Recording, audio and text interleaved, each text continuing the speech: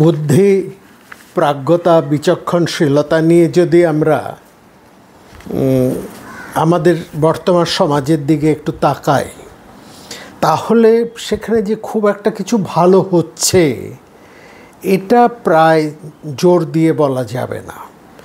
তা বলে অনেক কিছুই ভালো আছে, নিশ্চয়ই অনেক কিছু ভালো আছে, অনেক সুবিধে, বিশেষ করে সুযোগের পরিধি সেটা এখন অনেক বেড়ে গেছে, এটা অস্বীকার করার কোনো জায়গা নেই। আজ হতে 20-30 বছর আগেও যা ভাবা যেত না সেগুলো সব এখন পাওয়া যাচ্ছে, একেবারে হাতের কাছেই পাওয়া যাচ্ছে।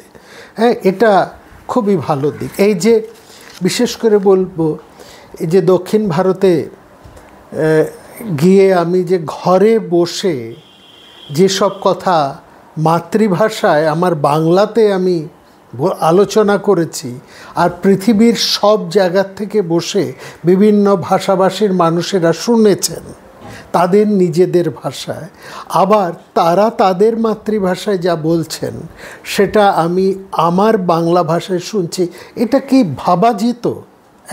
এই সুবিধেটা এটা তো সম্ভবই হয় না। ভবিষ্যতেও তো তাদের সাথে আবার এরকম একটি কাজ করার কথা চলছে। ঠিক আমি এই কলকাতায় বসে বাংলাতে আমি বলবো, তারা দক্ষিণ ভারতের বিভিন্ন প্রান্তের মানুষেরা শুনবেন, ভারতবর্ষের বিভিন্ন ভাষাভাষীর মানুষেরা শুনবেন। শুধু কি তাই, পৃথিবীর বাইরে থেকে তারা শুনবেন যারা আছেন নানা ভাষাভাষী। এই যে সুযোগ, এটা অনেক বড়, কিন্তু অনেক সুবিধে এত যা পাওয়া যাচ্ছে এটা অবশ্যই ভালো দিক, কিন্তু সমাজের ব্যবহারের জায়গাটা সেটা অনেকটা নষ্ট হয়ে যাচ্ছে। ব্যবহার, ভদ্রতা, এটিকেট যাকে আমরা বলি, এটিকেট, হ্যাঁ, সৌজন্যবোধ, সামান্যতম যেটুকু সেটাও প্রায় নষ্ট হয়ে যেতে বসেছে। হ্যাঁ, আর সবচেয়ে বড় কথা, মানুষের ধৈর্য হারিয়ে যাচ্ছে। সংস্কৃতির দিক থেকেও যদি আমরা পক্ষপাতহীনভাবে বিচার করি, তাহলেও দেখব সেখানেও মানের একটা অধঃপতন ঘটছে। এই কথা যে একটা আমরা বলছি না, বা এই কথা আমরা বলতে পারি না যে আগে সব ভালো ছিল এখন সব খারাপ হয়ে গেছে, তা নয়। হ্যাঁ, তবে ইন জেনারেল সব কিছুকে যদি আমরা নিরপেক্ষভাবে বিচার করি, তাহলে মানুষের চরিত্রের, বিশেষ করে মূল্যবোধের জায়গায়, মূল্যবোধের যে একটা অবক্ষয় ঘটছে, যা ঘটে চলেছে, অর্থাৎ যে বিষয়কে আমরা এতদিন ধরে শ্রদ্ধা করে এসেছি সেখানে সব কিছুই যেন কেমন একটা নিম্নগামী। এই যে বলা হলো মানুষের মধ্যে একটা ক্ষোভের বহিঃপ্রকাশ আমরা দেখছি, মানুষ যেন অনেকটা ধৈর্যহীন হয়ে পড়ছে, মানুষ যেন অনেকটা হিংস্র হয়ে যাচ্ছে। হ্যাঁ, একটা ভুয়ো খবর ছড়িয়ে কত সহজে একটা বিভ্রান্তি তৈরি করে ফেলা যায়, এবং শুধু তাই নয়, সেখানে প্রচুর প্রাণনাশ ঘটেছে। এই তো জুলাই মাসে আমরা যেখানে দক্ষিণ ভারতে ছিলাম, উদুপির থেকে আসছি আমরা, সে সময় হঠাৎ শুনলাম এই কাছেই ওই উদুপির থেকে ব্যাঙ্গালোরে আসার পথে এরকম একটি জায়গায় হঠাৎ একটা এরকম গুজব কে বা কারা ছড়িয়ে দিল কিছু মন্দির ইত্যাদি নিয়ে, এই দেবস্থলা বলে জায়গাটা, এবং সেখানে বহু প্রাণ তারপরে চলে গেল, একটা ভয়ঙ্কর ঘটনা ঘটে গেল। এবং সেটা ঘটল ওই যাকে বলে একেবারে কি বলবো, একটা ভুয়ো খবর ছড়িয়ে দেওয়ার মধ্যে দিয়ে। এবং এই যে ভায়োলেন্সটা ছড়ানো, এইখানে মধ্যে এই যে সোশ্যাল মিডিয়ার একটা ব্যাপকতা, এই সোশ্যাল মিডিয়ার এক্ষুনি কথা বললেই হয়তো আপনারা বলবেন এই তো আপনি সবসময় নেগেটিভ বলছেন, তা নয়। সোশ্যাল মিডিয়ার অনেক ভালো দিক আছে, কিন্তু সোশ্যাল মিডিয়ার যে অপব্যবহার, বিশেষ করে এই ঘৃণা, এই ভায়োলেন্স, এগুলো ছড়ানোর মধ্যে দিয়ে সোশ্যাল মিডিয়ার একটা বৃহত্তর ভূমিকাও সেখানে রয়েছে। এটা ঠিক, মানুষের মধ্যে প্রথম থেকেই এই ধরনের একটা প্রবৃত্তি ছিল, একটা মানে তার মধ্যে একটা হিংস্র ভাব ছিল, একেবারে আদিম সময় থেকে মানুষের মধ্যে এটা ছিল। সোশ্যাল মিডিয়া এটা বাড়িয়ে দিয়েছে, এইটুকু আমরা বলতে পারি। ব্যাপারটা কীরকম, এই আমাদের সময় আমরা দেখেছি, সে সময় চোরকে ধরে গণপ্রহার দিতে দেখেছি, তাকে ধরে, এবং সেই গণপ্রহারের ফলে অনেক সময় পুলিশ আসার আগে চোর মারাও পড়তো, এটাও আমরা দেখেছি। এবং তার মধ্যে আমরা আরও একটা ভয়ঙ্কর মতন ব্যাপার দেখতাম, একজন মানুষ রাস্তা দিয়ে হেঁটে যাচ্ছে, সে দেখছে কিছু মানুষ জড়ো হয়ে একজনকে বেঁধে ধরে কিছু মানুষ জড়ো হয়ে তাকে মারছে। সেও যেতে যেতে কেন মারছে, লোকটার কী দোষ, কী করেছে, এসব না জেনে সেও 2-4 ঘা লাগিয়ে দিল। এবং এই যে তাকে মারা হলো এবং যে তাকে পেটালো, সে জানে না কেন তাকে পেটাচ্ছে, এবং সে দেখছে অনেকে মিলে তাকে মারছে, সেও 2-4 ঘা দিয়ে দিল। অর্থাৎ তার মনের ভেতরে যে চাপা একটা রাগ, একটা যে আক্রোশ, যে একটা ক্ষোভ, সেই ক্ষোভের একটা বহিঃপ্রকাশ সে ওইখানে সে ঘটিয়ে দিল। আমরা যে সময়টার কথা বলছি, সে সময় জীবন কিন্তু এত কঠিন ছিল না, অভাব ছিল, কিন্তু মানুষের জীবনে এতটা উদ্বেগ ছিল না। তবু মানুষের মনে কিন্তু ক্ষোভ ছিল, এবং সেই ক্ষোভের বহিঃপ্রকাশটাও ছিল মারাত্মক। এখন মানুষের মধ্যে যে উদ্বেগ, অর্থাৎ নিরাপত্তাহীনতা, এইটা প্রচণ্ড।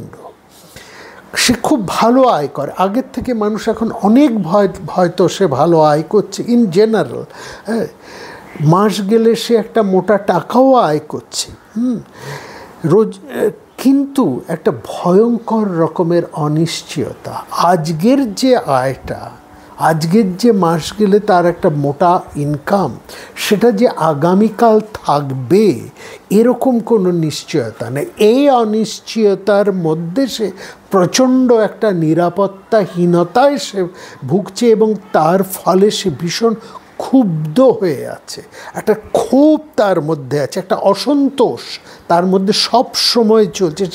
সে যেন সব সময় রেগে আছে, এবং শুধু সে না, প্রত্যেক মানুষই যেন খুব রেগে আছে। দেখবেন অনেক মানুষ রাস্তা দিয়ে হেঁটে যাচ্ছে, সে হয়তো এখন মোবাইলে কথা বলতে বলতে যাচ্ছে, এবং সেখানে প্রতি 10 জনের মধ্যে 9 জনই দেখবেন সে অত্যন্ত অসন্তুষ্ট হয়ে ওই তার মোবাইলের বিপরীতে যে বসে আছে, যার সাথে সে কথা বলছে, তার সাথে সে অত্যন্ত জোরে জোরে কথা বলছে, এবং চারপাশের লোক যে তার কথা শুনছে এ ব্যাপারে তার কোনো ভ্রুক্ষেপই নেই, কিন্তু সে বলে যাচ্ছে।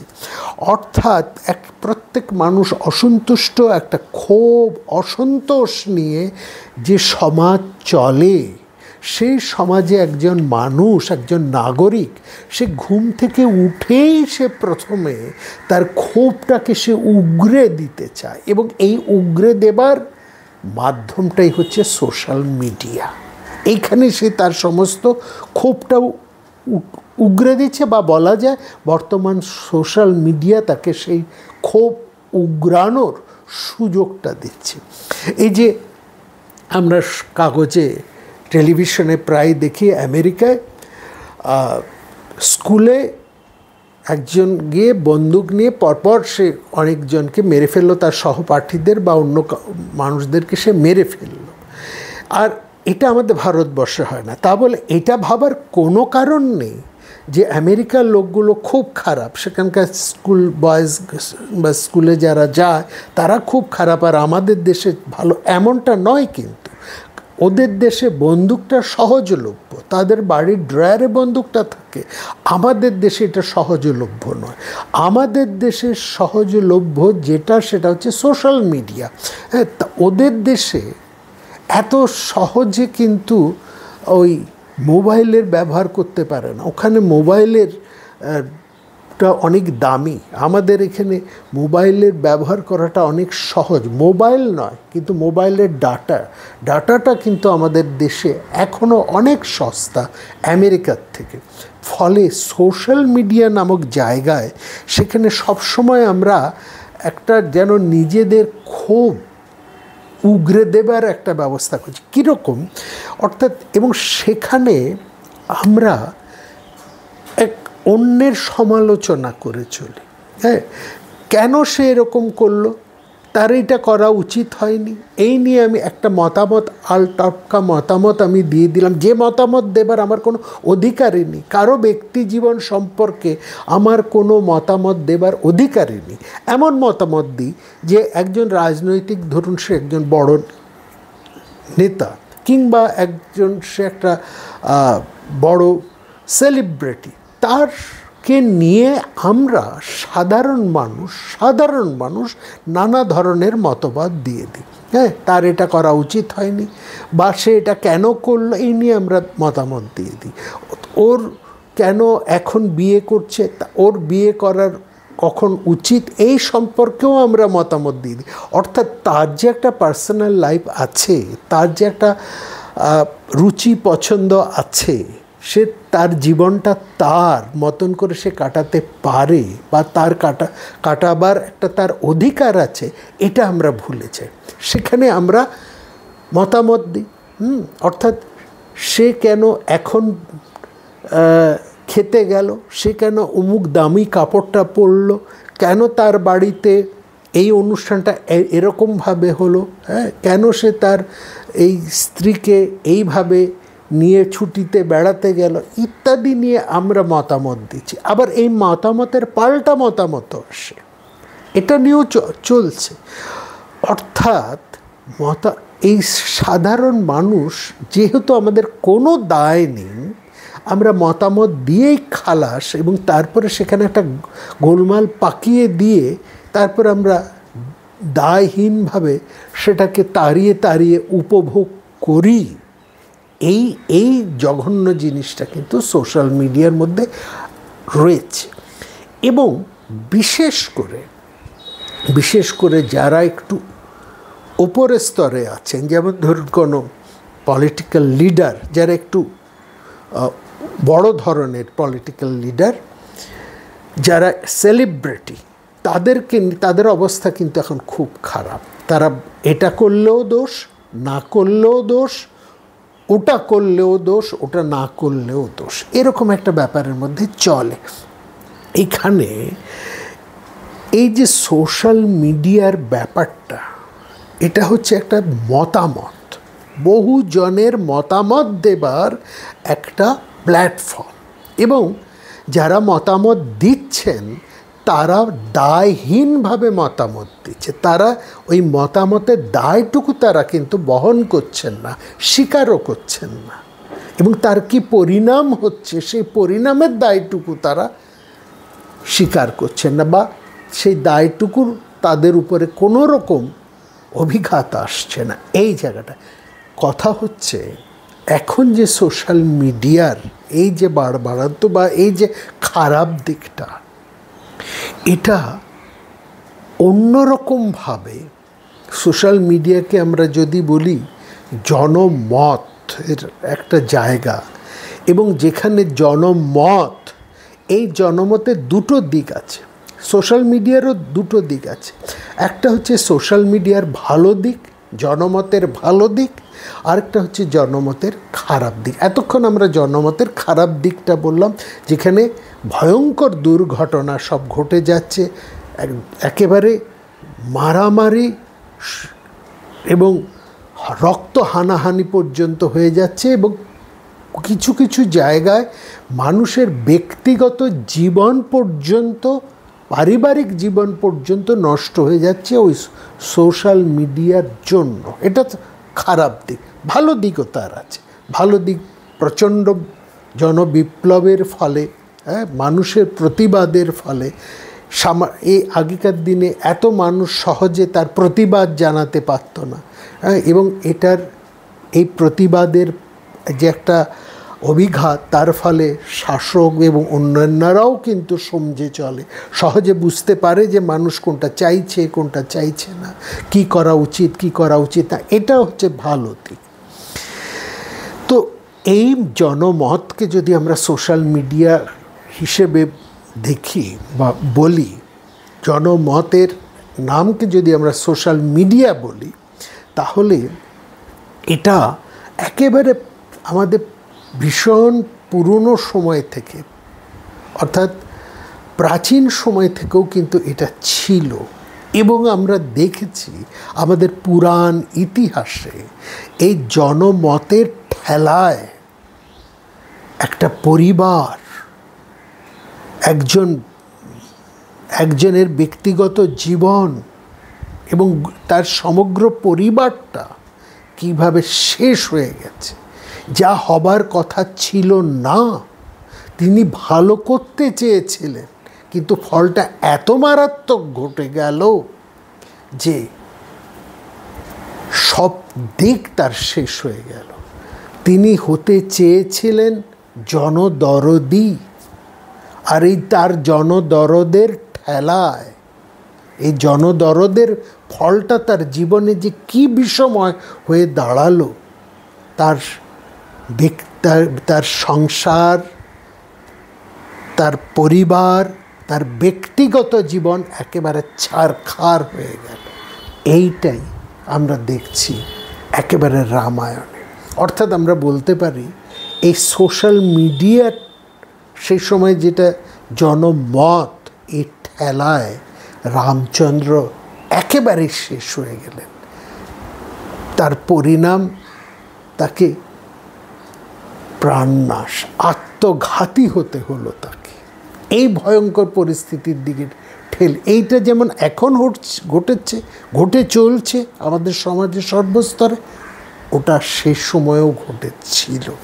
দেখুন, সেটাই আমরা বলছি যে রামচন্দ্র যুদ্ধ জয় করেছেন, তিনি রাবণ বধ করেছেন, এবং সেখানে তিনি এবার উপস্থিত হচ্ছেন সেই লঙ্কায়, আদেশ দিয়েছেন সীতাকে আসার জন্য। এবং সেখানে দেখুন রামচন্দ্রর এখানে যেভাবে কাজ করছেন, অর্থাৎ তিনি বলছেন সীতাকে সবার সামনে দিয়ে পায়ে হেঁটে আসতে, এইটাকে বলছে। এবং সেখানে আমরা রামায়ণী ফল্গুধারার মধ্যে সেই জায়গার কথা আলোচনা করছি, এবং সেখানে তিনি বলছেন এই যে তিনি বলছেন সীতাকে যে তুমি এত 5 জন আর 5 জন স্ত্রী যেমন সাধারণভাবে আসে, তুমি ঠিক সেভাবেই এসো, তুমি একেবারে সেভাবেই এসো, এবং কোনো রকম তোমার আড়াল থাকবে না। এবং এই আসলে সেখানে আমাদের একটা প্রশ্ন ওঠে, রামচন্দ্র কি সীতাকে সন্দেহ করছেন? রামচন্দ্রের মনে কি সীতা সম্পর্কে কোনো সন্দেহ এসেছে? আসলে তা নয়। রামচন্দ্রর মনে সীতার সম্পর্কে কিন্তু কোনো সন্দেহ নেই, কিন্তু রাজধর্মের ব্যাপার, রামচন্দ্র এখন রাজা হয়ে যাচ্ছেন, এবার তিনি রাজা হবেন। তিনি এর মধ্যে বিভীষণকে রাজপদে প্রতিষ্ঠা করে দিয়েছেন, এখানে এবার তিনি রাজা হবেন। এই যে রাজধর্ম, এই রাজধর্মের সঙ্গেই সেখানে ওতপ্রোতভাবে জড়িয়ে আছে বহু প্রজা, বহু মানুষ, বহু মানুষের ভাবনা, বহু মানুষের কথা, বহু মানুষের চিন্তা। অর্থাৎ এই যে রাজধর্মটা এত কঠিন, সেটা বাল্মীকি খুব চমৎকারভাবে দেখছে। এখানে যতই বলা হোক না কেন রাজধর্মের আদর্শে প্রজার সুখেই রাজার সুখ, প্রজার হিতেই রাজার হিত, হ্যাঁ, যেখানে বলা হচ্ছে প্রজা সুখে সুখং রাজা প্রজানাঞ্চ হিতে হিতম, এই প্রজার সুখ ব্যাপারটা কিন্তু এত সোজা ব্যাপার নয়, এত সহজে প্রজার সুখ দেওয়া সম্ভব নয়। এই জায়গাটাও বাল্মীকি আমাদেরকে দেখাচ্ছে। আসলে রামচন্দ্র তো এখনও রাজা হননি, এখনও তিনি অযোধ্যায় আসেননি। আর এই রাক্ষস রাজ্যে তার প্রজাই বা কোথায়? এখানে তার সহচর বানর বৃন্দ সীতার চরিত্র নিয়ে তো কোনো প্রশ্ন তোলেনি। হ্যাঁ, কেননা তারা রামচন্দ্রের জন্যই সীতা উদ্ধারের জন্য যুদ্ধ করেছে, বাকি থাকে রাক্ষসেরা। তাহলে রাবণ বধের পরে একেবারে বিদর্মিত, হ্যাঁ, একেবারে যুদ্ধের ক্লান্ত, ধ্বস্ত, বিধ্বস্ত রাক্ষসদেরকে এই প্রশ্ন তোলার আর কোনো জায়গা আছে? কোনো জায়গা নেই। তাহলে রামচন্দ্রের মনে এই প্রশ্নটা এলো কোথার থেকে? রামচন্দ্রের মনে এই প্রশ্নটা এসেছে ভবিষ্যতের সম্ভাবনা। অযোধ্যায় ফিরে গিয়ে তিনি রাজা হবেন, তিনি তার পতিব্রতা স্ত্রীকে যদি একেবারে সহজভাবে গ্রহণ করে নেন, হ্যাঁ, তাহলে লোকের কি বলবে, এই লোকে কি বলবে, এইটা রামচন্দ্রের মনে কিন্তু কুরে কুরে খাচ্ছে। সেখানে সীতা রামচন্দ্রকে অনেক কথা বলেছেন, সেটা আমরা শুনেছি। তিনি বলছেন প্রাকৃতা তুমি একেবারে সাধারণ মানুষ, নিম্ন শ্রেণী মানুষের মতন কথা বলছো। হ্যাঁ, আসলে এই ভৎসনাটা মহাকবি বাল্মীকির। এখানে মহাকবি বাল্মীকি যেন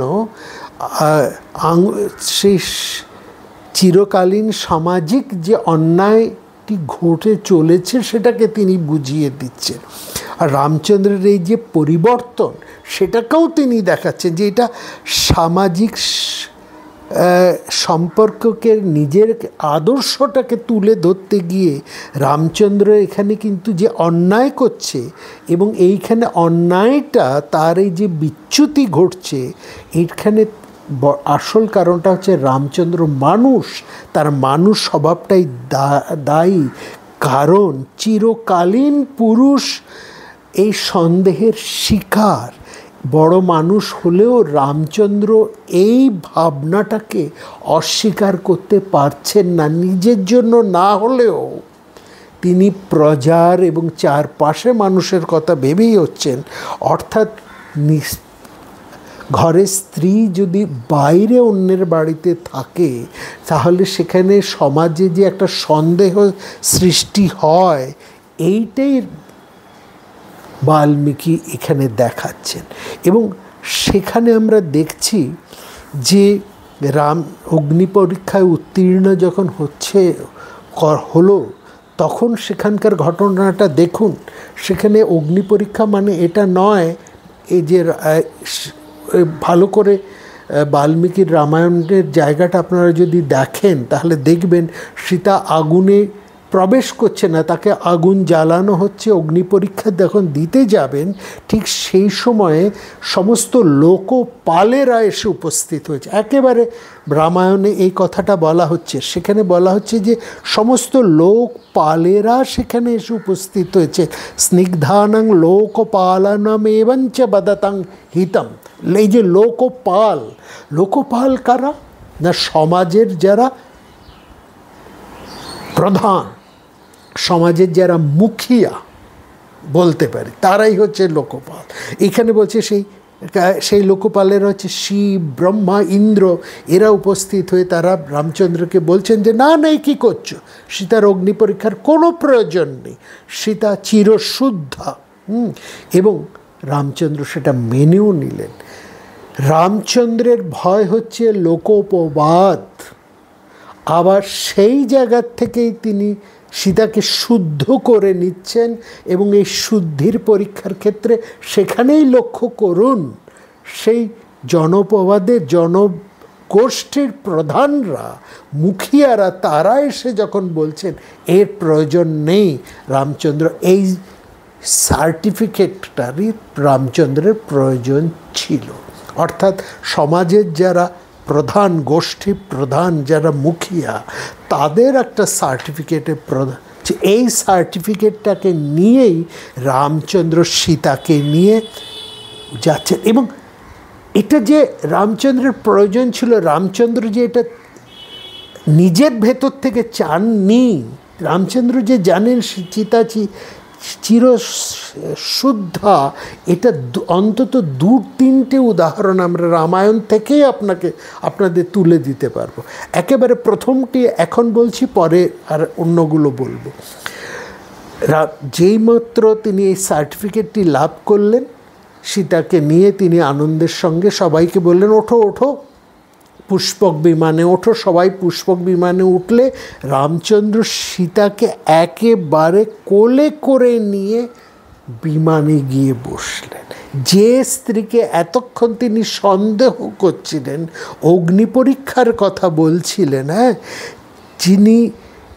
তিনি লোকপালদের সার্টিফিকেটটি হাতে পাবার পর, অর্থাৎ লোকপালদের সদাচারে তিনি স্ত্রীকে ফিরিয়ে নিলেন বিশুদ্ধতার পরীক্ষায় উত্তীর্ণ করে, এবং সেখানে তিনি সীতাকে কোলে তুলে নিয়ে বিমানের চন্দ্রশালায় গিয়ে বসলেন। অঙ্কনাদায় বৈদেহিং লজ্জামানং যশস্বিনা। তার মানে রামচন্দ্রের কোনো সন্দেহ ছিল না। তিনি যেটা করেছেন সেটা হচ্ছে ওই সোশ্যাল মিডিয়ার ভয়, সেখান থেকে বাঁচার একটা সার্টিফিকেট বা একটা সেই সোশ্যাল মিডিয়ার মুখিয়াদেরই তিনি প্রশস্তিটুকু সেখানে নিয়ে গেলেন। এরপরে আমরা কি দেখছি, মহাসমারোহে রামচন্দ্রের রাজ্যাভিষেক হয়ে গেল। সুগ্রীব বিভীষণেরা যে যার রাজ্যে চলে গেলেন। এরপর রামচন্দ্র অগস্ত্য মুনির কাছে বসে নানান কাহিনী তিনি শুনতে আরম্ভ করলেন, তার পূর্ব জীবনের কথা ইত্যাদি ইত্যাদি। এরকমভাবে এমন একদিন খবর এলো সীতার সঙ্গে তিনি রয়েছেন এবং সীতাকে নিয়ে তিনি অশোক বনে এসেছেন এবং সেখানে সীতার যে গর্ভ লক্ষণ সেই খবরটি তার কাছে এলো এবং এটা পেয়ে রামচন্দ্র এত খুশি। দেখুন, অশোক বনে তিনি সীতাকে নিয়েছেন, একটা অসাধারণ ছবি আমরা রামায়ণের সেখানে পাচ্ছি। রামচন্দ্র অযোধ্যার এক অশোক বনে ঢুকেছেন। অশোক বন শুধু যে রাবণের ছিল তা নয়, রামচন্দ্রের অযোধ্যাতেও অশোক বন ছিল এবং সেখানে তিনি সীতাকে বাহু ডোরে জড়িয়ে ধরে সেখানে তিনি নির্মল ময়ূরক মদ্যপান করছেন। একেবারে বলছে সীতা মাদায় হস্তেন মধু ময়ূর একং সূচি, রামায়ণের মধ্যেই আছে। এবং বিশ্বস্ত ভৃত্যরা ভালো ভালো খাবার দাবার নিয়ে এলো, নৃত্য গীত সেখানে আরম্ভ হলো। রামচন্দ্র রাম সীতার সঙ্গে তারাও মদ্যপান করছেন এবং মহাকবি এখানে বলছেন রামচন্দ্র আনন্দিত হয়ে দেববালার মতো বিদেহী নন্দিনী সীতাকে এরকমভাবে নিয়েই আনন্দ উপভোগ করছেন এবং এইভাবে একদিন নয়, প্রতিদিন সীতাকে নিয়ে তিনি এই আনন্দ উপভোগ করছেন। এই ঘটনা রামায়ণের মধ্যে রয়েছে। এখানে এত যে সীতাকে নিয়ে রামচন্দ্র আনন্দ করছেন, সেখানে আমাদের মতন সাধারণ মানুষ কিন্তু একটু ভয় পাচ্ছি সীতার কথা ভেবে, এত সুখ তার সইবে তো? ঠিক সেটাই ঘটছে।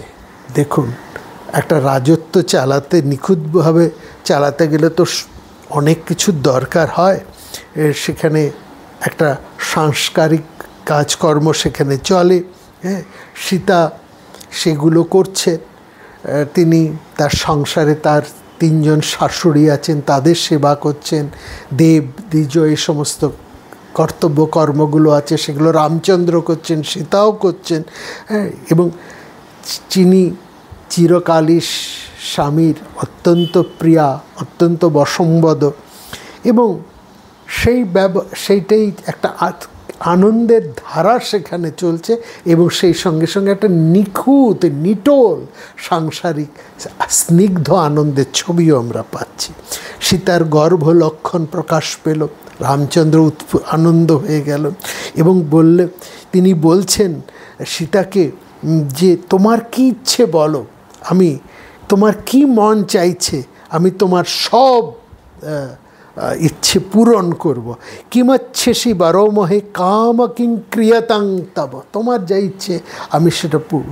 সীতা বললেন অনেক দিন আমি ঋষিদের সেই তপবন দর্শন করিনি, আমি সেটা একটু ঘুরে দেখতে চাই। সেই ঋষিদের স্নিগ্ধ শান্ত সেই তপবন আমি একটু ঘুরে দেখতে চাই। অনেক দিন সীতা রামের কাছে কিছু চাননি এবং অনেক কাল পরে তিনি সামান্য কিছু একটু চাইলেন। রাম একেবারে উল্লসিত হয়ে বললেন আমি কালই তোমার যাবার ব্যবস্থা করব, তুমি গঙ্গার ধার থেকে মুনি ঋষিদের আশ্রম থেকে ঘুরে স্নিগ্ধ হয়ে আসবে। এই কথা বলেই তিনি রাজসভায় এলেন। রাজসভায় এসে বসছেন। সেখানে এটা উত্তর রামচরিতের, এবং এখানে একটু কথা বলে রাখি। উত্তর রামচরিত না, উত্তর কাণ্ড, যেটা রামায়ণের উত্তর কাণ্ড, এইটা অনেকেই বলেন এটা মূল বাল্মীকির রচনা নয়। এটা নিয়ে একটা কথা আছে, আমরাও এটা পুরোপুরি অস্বীকার করি না। এখানে এটা আমরা দেখছি যে রামায়ণের মধ্যে মানুষ রামচন্দ্রের কথা আছে, আর এই উত্তরকাণ্ড এটা অনেক পরের রচনা, এবং দুটোর মধ্যে একটা তফাৎ আছে।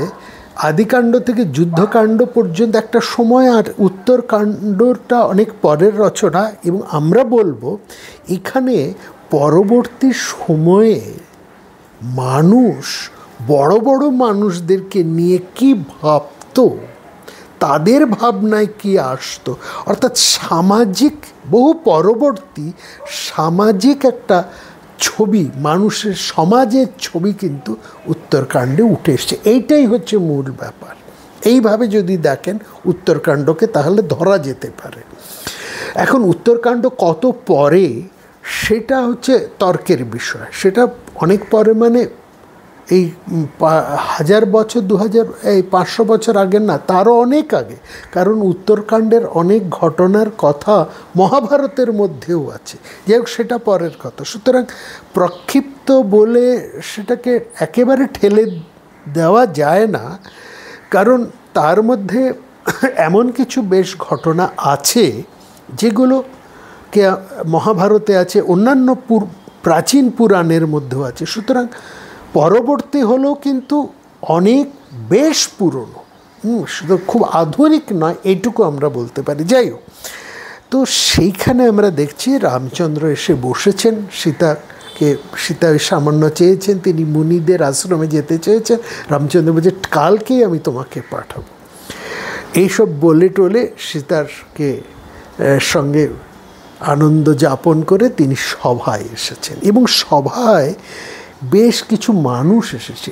সেখানে বলছে, এখানে রামায়ণে বলছে এরা রামচন্দ্রের বন্ধু, কিন্তু এরকম বন্ধুদের কথা আমরা কখনো শুনিনি। এদের নামও আছে, বিজয়, মঙ্গল, কালী ও ভদ্র। আমাদের মনে হয় এরা বন্ধু অর্থাৎ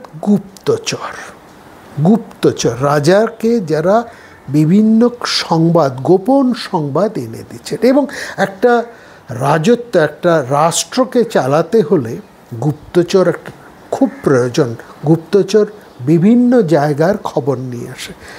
বিদেশের রাজারা বিদেশ বা প্রতিবেশী রাজাদের ভেতরের খবর যেমন আসে, তেমনি রাষ্ট্রের মধ্যে, দেশের মধ্যে কোথায় কি ঘটছে, মানুষজন কি ভাবছে, কি নিয়ে বলা বলি করছে, এগুলো রাজার কিন্তু জানা বিশেষ প্রয়োজন। তা না হলে তার পক্ষে, একজন রাজার পক্ষে একটা বড় রাষ্ট্র চালানো কিন্তু সম্ভব নয়। সেইখানে আমরা দেখছি রামচন্দ্র তাদেরকে জিজ্ঞেস করছেন যে কি খবর, প্রজারা কী নিয়ে আলোচনা করছে, তারা কি আমার শাসন ব্যবস্থা নিয়ে কেউ কি কোথাও ক্ষুব্ধ, এমনকি তারা কি জননী কৈকেয়ীকে নিয়ে কোনো কথাবার্তা বলছে? হ্যাঁ, এর অর্থাৎ রাজা, রাজপরিবার, তার প্রশাসন ইত্যাদি নিয়ে সমাজের মানুষের কি ধারণা সেটা তিনি জানতে চাইছেন। সেখানে একজন গুপ্তচর, তার নাম ভদ্র, তিনি বলছেন, না মহারাজ, ওসব ঠিকই আছে, তবে মানে তিনি বলবো কি বলবো না এরকম একটা সংশয় তার মধ্যে দেখা। রামচন্দ্র বলছেন যে তুমি পরিষ্কার করে বলো। হ্যাঁ, রামচন্দ্র বলছে, শুভ শুভানি বাক্যানি মান্নাহ পুরবাসিনা, ভালো মন্দ যা হোক নির্দ্বিধায় নিঃসংকোচে আমার কাছে বলো। কিন্তু এই গুপ্তচর ভদ্র যে কথা বলবে, রামচন্দ্র স্বপ্নেও সেটা ভাবতে পারেননি। বলল, মহারাজ, সেই গুপ্তচর ভদ্র আমতা আমতা করে বলল, মহারাজ, বনে উপবনে পথে ঘাটে যে কথাটা হচ্ছে, মানুষজন নানা কথা বলছেন যে আমাদের মহারাজ তিনি রাবণকে বধ করেছেন, অন্যান্য ভল্লুক বানর এদেরকে বশে এনেছেন, রাক্ষস রাবণকে মেরে সীতাকে এনেছেন। এটা একটা বড় বিশাল কৃতিত্বের ব্যাপার, বিরাট কাজ করেছে এটা। কিন্তু আমাদের এটা আশ্চর্য লাগে যে নিজের স্ত্রী সীতাকে রাবণ কোলে করে উঠিয়ে নিয়ে গিয়েছিল জোর করে, হ্যাঁ, যে অশোক বনে এতদিন ছিল, অথচ আমাদের এই রাজা সে কীরকম জেনে শুনে ব্যাপারটা ঘৃণাবোধ করেন না। অন্যের দ্বারা অন্যের উচ্ছিষ্ট স্ত্রীকে সে কোলে তুলে নিয়ে চলে এলো। কথং রাম কুৎসতি, রামের মধ্যে কি এরকম করে আসে না? এই কীদৃশং হৃদয়ান্ন সীতা সম্ভগজৌ সুখম, সেই অন্যের ভোগ্যা রমণীকে নিয়ে রাম, আমাদের রাজা, কি করে তার ঘরে তুললেন, তাকে নিয়ে সংসার করছেন। আসলে সীতার গর্ভলক্ষণের খবর প্রজাদের মনে গেছে, আর এটাই হচ্ছে মুখরোচক সংবাদ, ওই সোশ্যাল মিডিয়ার খবর। তারা নানান কথা এবার বলতে আরম্ভ করেছে, ঠিক এখন যেরকম বলে, কেন বিয়ে করলো, কেন ওকে বিয়ে করলো, ওর অতীত কি, ওর ওরকম ছিল, এই নিয়ে কারো পার্সোনাল লাইফ নিয়ে যেটার আমাদের বলার কোনো অধিকারই নেই, সেটা নিয়েই আমরা যেমন সবচাইতে বেশি কথা বলি। এবং সেই মানুষটি যদি সমাজের একজন এলিট শ্রেণীর মানুষ হয়, হ্যাঁ, একজন সমাজের যদি প্রধান জায়গার মানুষ হয়, তিনি যদি সেলিব্রিটি হন বা একজন ক্ষমতাবান হন, বা তিনি যদি একজন বিরাট পলিটিক্যাল মানুষ হন, তাহলে সাধারণ মানুষ যেরকম এই ধরনের খবর নিয়ে তাকে মুখরোচক করে নিজেদের মতামত দিয়ে বসে, এখানেও ঠিক সেই ঘটনাটাই ঘটল। এবং তিনি বলছেন যে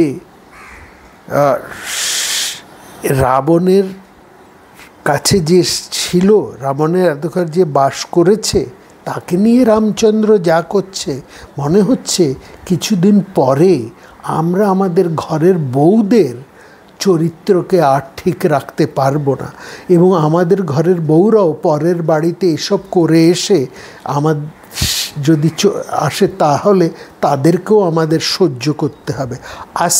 একেবারে সেই কথাটাই বলছে, अस्माकं ओपि দ্বারেষু সাহানিয়াং ভবিষ্যতি, ভবিষ্যতে আমাদের স্ত্রীদেরকে নিয়েও আমাদেরকে এরকমই সহ্য করতে হবে। অর্থাৎ আমাদের রাজা যদি এরকম করে তাহলে আমাদের ঘরের বউদেরকে আমরা চরিত্র আমরা রক্ষা করব কি করে, এই প্রশ্নটা সেখানে উঠে গেল। এবং সেখানে দেখুন সীতাকে জোর করে হরণ করে নিয়ে গেছিলেন রাবণ, এটা ঠিক, রাবণ তাকে হাতও ধরে টেনে নিয়ে গিয়েছিল।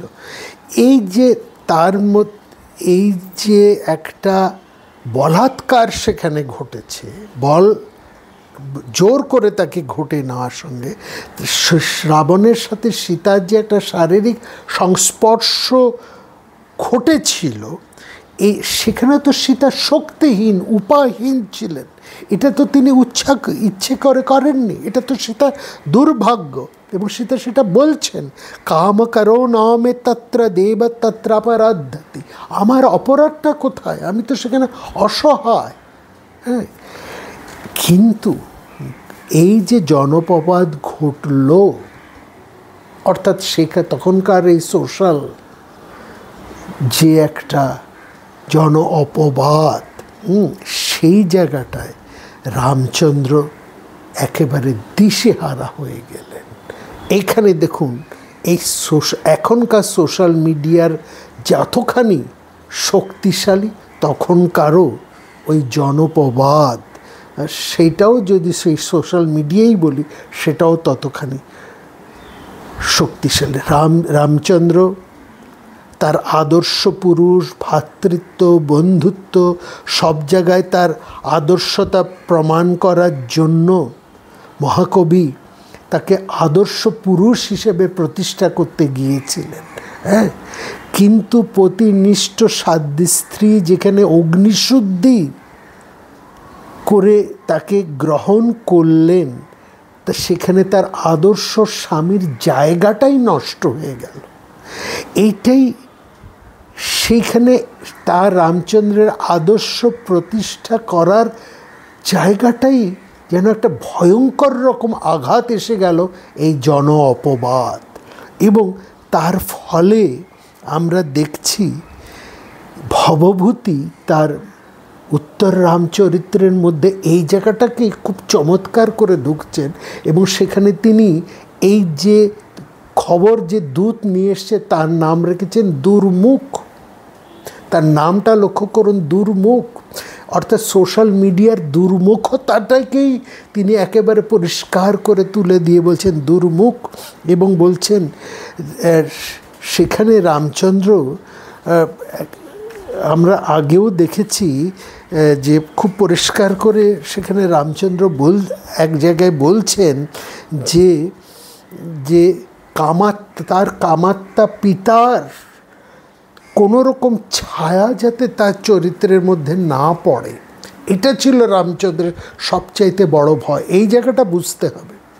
হ্যাঁ, যেখানে দশরথ তার স্ত্রীকে বলছেন যে দেখো, তুমি কৈকেয়ীকে বলছেন যে দেখো, যেখানে আমার পুত্রের কোনো দোষ নেই, কেবলমাত্র আমার স্ত্রীকে খুশি করতে গিয়ে একজন পিতা তার পুত্রের স্বার্থকে বলিদান দিচ্ছে, তাকে অনপরাধী এক পুত্রকে বনে ঠেলে দেওয়া হচ্ছে। এইখানে এইটাই তো প্রমাণিত হবে যে একজন কামাত্তা পুরুষ তার নিজের কামের কাছে কতটা অসহায়, কামাত্তা বালিশ। তার ফলেই তাকে তার অসহায় পুত্রকে বলিদান দিতে হলো, এই জায়গাটা। এবং এটা যেমন দশরথের মুখে শুনেছি, রামচন্দ্র এটা জানতেন যে পিতার এই কামাত্তা, এই দোষোপবাদ যেন তার মধ্যে কখনোই না আসে। এবং এইটা সম্পর্কে তিনি এতটা সচেতন ছিলেন যে যাতে কোনোভাবেই লোক তাকে, আর যাই হোক, কামাত্তা পিতার কামাত্তা পুত্র এরকম কথা যেন না বলে। এবং সেই জন্যই তিনি বলেছিলেন যে একটা তিনি কামাত্যা পিতার সত্য পালনের জন্য বনে গেছেন এবং সেখানে ছোট ভাই লক্ষ্মণকে তিনি বলছেন যে আমি প্রয়োজনে সবাইকে, রাজ্যের প্রয়োজনে, আমি একজন রাজার আদর্শ রক্ষা করতে গিয়ে আমি সবাইকে ত্যাগ করতে পারবো, কিন্তু কোনোভাবেই রাজ আদর্শকে আমি ত্যাগ করতে পারবো না। এবং সেইখানে তিনি এই জায়গাটাই বড় করে তুলছেন। এই জায়গাটাই হচ্ছে সবচেয়ে বড় জিনিস। এবং তিনি জানেন, তিনি এটা খুব ভালো করেই জানেন। তিনি এক সময় লক্ষ্মণকে বলছেন, সেই রামচন্দ্রই বলছেন যে চুপ করো, সীতার সম্পর্কে একটা কথাও তুমি বলবে না। আমি জানি সীতার থেকে বড় শুদ্ধ চরিত্রে আর কেউ হতে পারে না। সীতার চরিত্র নিয়ে একটা প্রসঙ্গ যেন না ওঠে। এটা রামচন্দ্র লক্ষ্মণকে তিনি বলছেন। রামচন্দ্র তার অনুভাই ছোট ভাই লক্ষ্মণকে এই কথা নিজে বলেছে যে খবরদার চুপ, সীতার চরিত্র নিয়ে যেন একটা প্রশ্ন না ওঠে। আমি জানি সীতা আজন্মা শুদ্ধ। সেই রামচন্দ্র যিনি সীতাকে এমনভাবে জানেন, তিনি লোকপাদের ভয়ে তিনি সীতাকে এখন বিসর্জন দিতে প্রস্তুত হচ্ছেন। আসলে মহাকবির হৃদয় যন্ত্রণাটা অনেক বেশি। রামচন্দ্রের আদর্শ পুরুষ হিসেবে তাকে প্রতিষ্ঠা দিতে যাচ্ছে, অথচ একজন আদর্শ স্বামী হওয়ার থেকে রামচন্দ্র ভ্রষ্ট হয়ে যাচ্ছেন। তার আদর্শ স্বামীর জায়গাটাই তার নষ্ট হয়ে যাচ্ছে এবং সেই জায়গাটাই তাকে উদাসীন থাকতে হচ্ছে।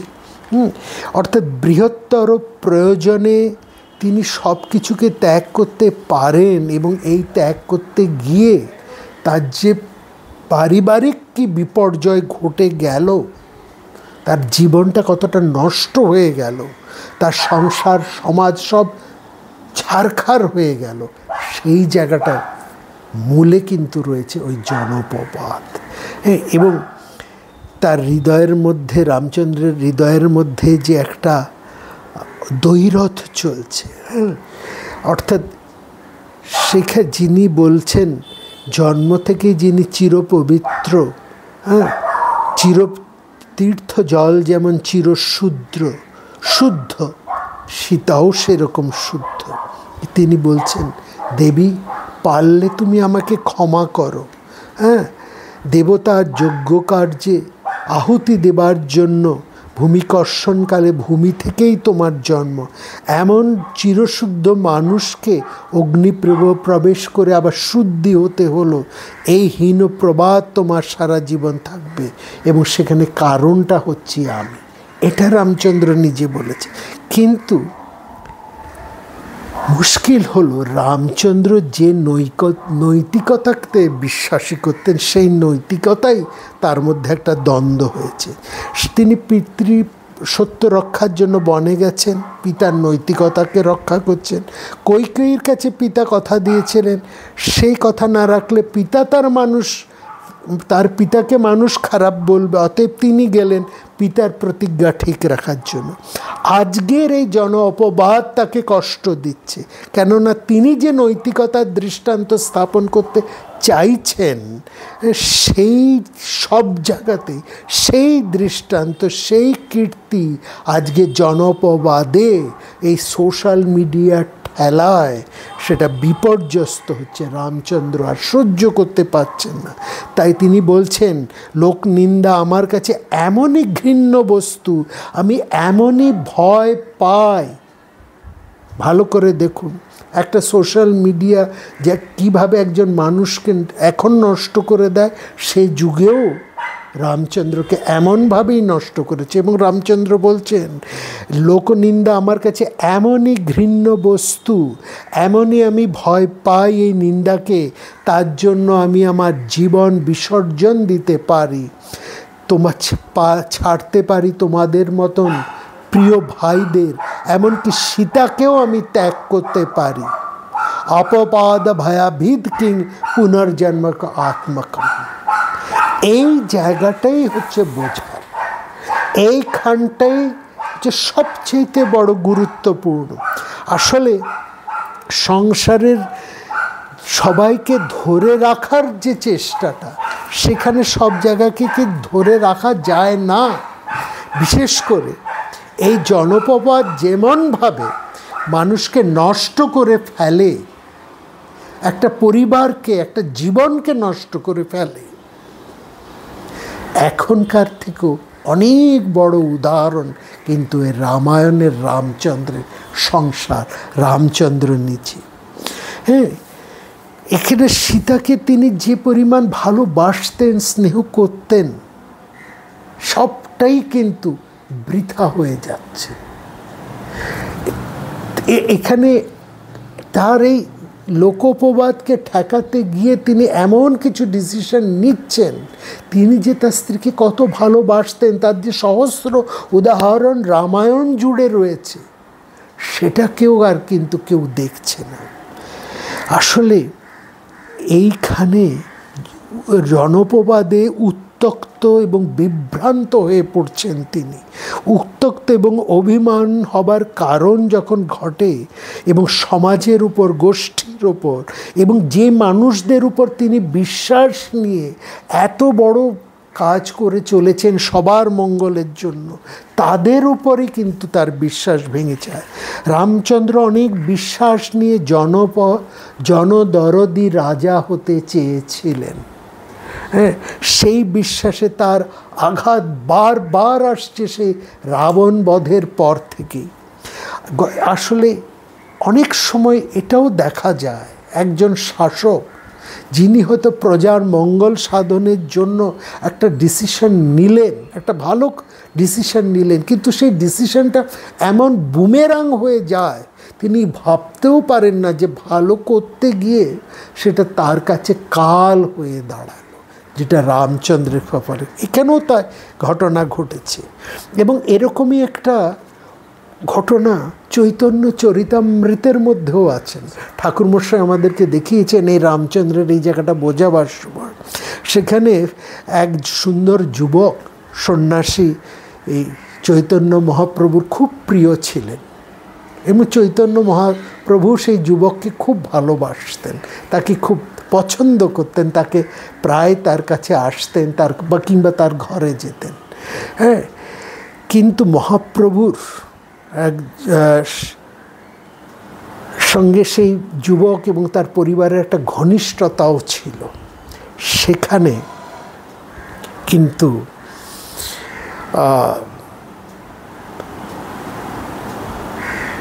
মহাপ্রভুকে সাবধান করে দিলেন যে মহাপ্রভুরকে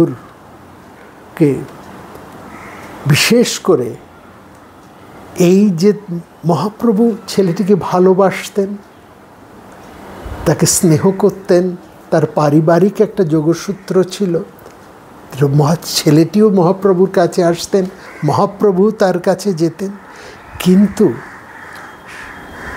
মহাপ্রভুর একজন পার্ষদ এবং তিনি বেশ বয়স্ক অদ্বৈত প্রভু, তিনি মহাপ্রভুকে সাবধান করে দিলেন যে তুমি ওই ছেলেটির সাথে এত মিশো না, তার সাথে এত যেও না। কেন?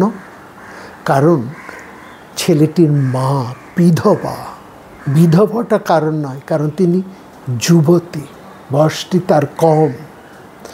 লোকে বলবে তুমি ওই বিধবা যুবতীর লোভে তার সুদর্শন পুত্রকে এতটা প্রশ্রয় দিচ্ছ। এই অপবাদ তোমার সন্ন্যাস জীবনের ক্ষেত্রে একটা কলঙ্ক হয়ে উঠতে পারে। সুতরাং এই যে জনপবাদের যে মুখরতা, হ্যাঁ, সেইখানে চৈতন্য চরিতামৃতে খুব পরিষ্কার করে বলছে, মুখর জগতের মুখ নারও আচ্ছাদিতে। তুমি লোকের মুখ বন্ধ করতে পারবে না, জনপবাদের মুখ বন্ধ করতে পারবে না। এই জায়গাটাও, এই কুটিল আকস্মিকতাটা অত্যন্ত সত্য, এবং সেটা সর্বকালিক এটা আমরা বলবো। এটা এখনকার সমাজে সোশ্যাল মিডিয়ার এই ভয়ঙ্করতাটা যেমন অতি মাত্রাধিক্যতার বেশি, এটুকু বলতে পারি। কিন্তু চৈতন্যদেবের সময়, তার থেকে বহু হাজার হাজার বছর আগে রামচন্দ্রের সময়ও সেটা ছিল, এই জায়গাটা ছিল। অর্থাৎ এইখানে এই যে পাবলিক ব্যাপারটা রয়েছে না, এই পাবলিক ব্যাপারটা এত ভয়ঙ্কর, তার ভালো দিকের থেকে খারাপ দিকটা এত ভয়ঙ্কর যে সেটা একজন মানুষের জীবন, একটা শুদ্ধ জীবনকেও কালিমা লিপ্ত করে নষ্ট করে দিতে বিন্দুমাত্র সময় নেয় না। চৈতন্য মহাপ্রভুর মতন মানুষও সেখানে রক্ষা পান না, রামচন্দ্রও রক্ষা পান না, আমরা সাধারণ মানুষ কোন ছাড়। এবং রাজতন্ত্রের আর রাজধর্মের আদর্শ প্রতিষ্ঠা করতে গিয়ে রামচন্দ্র এই পাবলিক ওপিনিয়নের এই মূল্য চোকাচ্ছেন, এটা আমরা বলতে পারি। এবং এখানে এতটা নির্বিচার হওয়া কি তার উচিত হয়েছিল, এ প্রশ্ন আমরা হয়তো করতে পারি। অনেকে বলেন রামচন্দ্র রাজা হিসেবে জীবন কাটাবার জন্য, নিজের রাজত্ব কায়েম করবার জন্য স্ত্রীকে বিসর্জন দিয়েছেন। আমরা বলবো এটা একেবারে ভুল কথা। হ্যাঁ, রাজধর্মের আদর্শ যে কতটা মাহাত্ম্যপূর্ণ ছিল এই সময় তার শাস্ত্রীয় প্রমাণ ভুরি ভুরি আছে। তাছাড়া রাজা হবার ব্যাপারে তার আত্যন্তিক ইচ্ছা থাকলে তো তিনি কবেই রাজা হতে পারতেন, বনে যাবার তার কোনো দরকারই পড়তো না। হ্যাঁ, তবু তিনি সেখানে রাজা হননি, পিতার মৃত্যুর পরও ফিরে এসে রাজা হননি। তিনি 14 বছর কাটিয়ে সীতাকে উদ্ধার করে তিনি এসেছেন। পিতার মৃত্যুর পর ভরত তার পায়ে পড়ে চুল ছিঁড়তে বাকি রেখেছেন, তবু রামচন্দ্র আসেননি রাজা হবার জন্য না, রাজধর্মের আদর্শ প্রতিষ্ঠা করার জন্যই তার এই বিসর্জন। এবং এই বিসর্জন ভয়ঙ্কর বিসর্জন। সেখানে রামচন্দ্র কস্মিন কালেও ভাবেননি যাদের জন্য তিনি তার এই আত্মত্যাগ, সেই পাবলিক তার ব্যক্তিগত জীবনকে এতটা নষ্ট করে দেবে, এতটা ছারখার করে দেবে। এবং সেখানে আমরা দেখব একে একে লক্ষ্মণ, ভরত, শত্রুঘ্ন, রাম, সীতা তো কবেই প্রত্যেকেই ওই পাবলিক ওপিনিয়নের ফলেই যেন আত্মাহুতি দিতে, সুইসাইড করতে বাধ্য হয়েছে।